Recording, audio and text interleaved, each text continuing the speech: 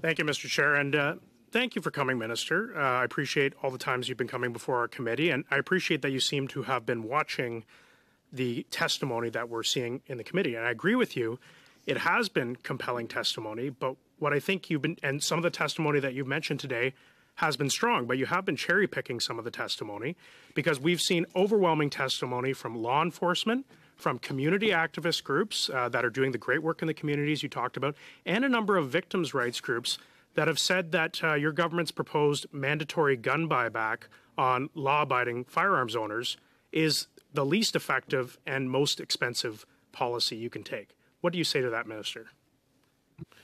Well, the advice that we get from law enforcement is important. And for example, as I mentioned last time, Mr. Lloyd, the Canadian Association of Chiefs of Police did support our ban on assault-style firearms.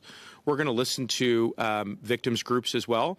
What I would say, and I do think that there is an important distinction between the strategy that we've put into place around introducing stronger gun controls, whether they be with regards to AR-15 and assault-style weapons, or with regards to the additional steps we want to take on handguns, that the extension of introducing a ban would be to also have a buyback program put into place. And the reason, Mr. Lloyd, is that we are concerned that those guns which were once legal but have now been deemed illegal could be stolen, could be used, and could be used to kill and hurt people. And we've seen that in some recent shooting tragedies, including in my hometown in Toronto. So that's why we propose to introduce the buyback program. Minister, you know, we live in an economic scarcity. We have to use taxpayer dollars for the best possible use.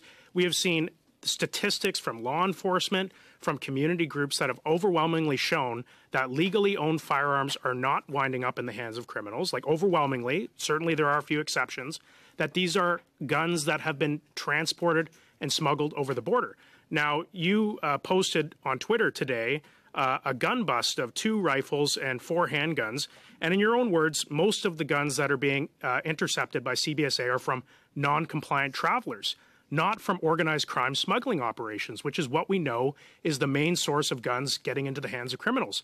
Minister, why are you paying attention to guns seized from American travelers when you're missing the real issue, which is the thousands of handguns that are being brought over the border from the United States by organized crime?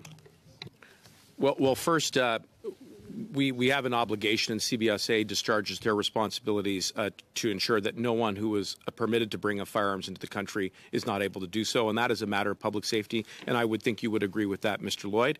Secondly, I would point out that we have made significant investments to ensure that organized crime is interdicted at the border, and I would point out that last year CBSA and RCMP carried out a number of operations which led to a record number of arrests and seizures, over 1,000 firearms seized, which could have made their way into our streets, into our communities, where they carry out deadly consequences. So my point to you, Mr. Lloyd, is that we're able to do both. We're able to both interdict at the border official ports of entry where people are not able lawfully to bring in their firearms, but we're also able to attack organized crime to ensure that we are maintaining public safety by taking aggressive law enforcement action at our borders.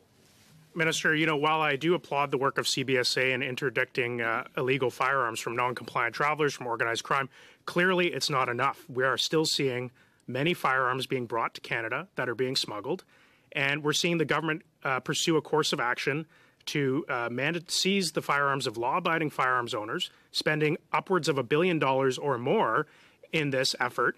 And we're seeing, you said, $40 million for the border. Why is this government spending $1 billion on a gun buyback that law enforcement and community groups are saying will not work, instead of spending more money on getting youth out of crime, disrupting organized crime, and stopping the flow of illegal guns at the border?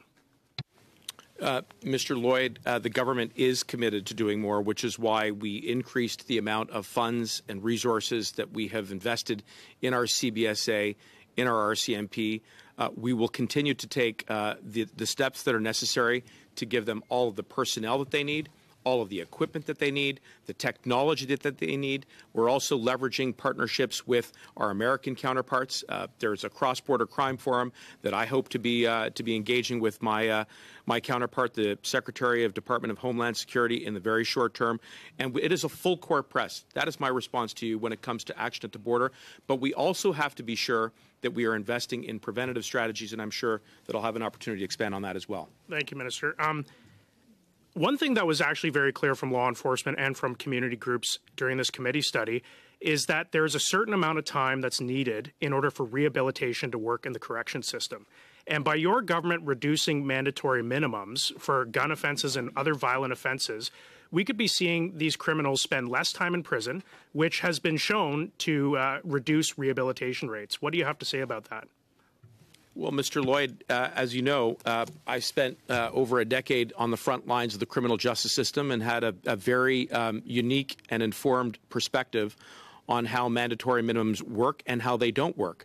And our government believes in restoring the judicial independence in our courts, which was deteriorated the last time the Conservatives had the reins of government. But also, we acknowledge that where you have hardened organized crime who are participating in the illegal trafficking of guns for the purposes of visiting devastating consequences in our community, that there needs to be an appropriate sentencing regime, which is why we are going to be increasing maximum penalties for those serious firearms-related offenses from 10 to 14 years, and we trust that the courts will dispense those sentences where appropriate in accordance with the principles under the Criminal Code and the Charter. Thank you very much, Minister. Now